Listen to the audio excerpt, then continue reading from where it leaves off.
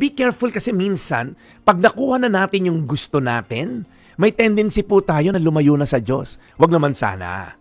Alam niyo po, ang Diyos ay nakikinig sa ating mga dasal. Minsan lang ang sagot niya ay hindi laging yes. Minsan sagot niya no.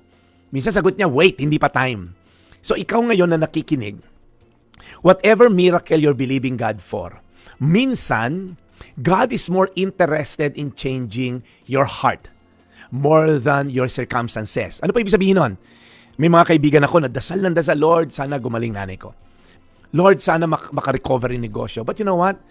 Minsan hindi sinasagot ni Lord ng yes yung dasal, pero in some other way, sinasagot ni Lord yung dasal mo na lalo ka mapalapit sa Kanya.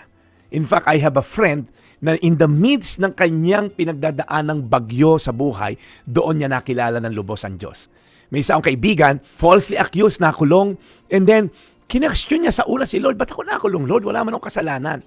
Pero during that time na nasa kulungan siya, maraming gospel na share niya sa mga nasa piitan at maraming tumanggap sa Diyos.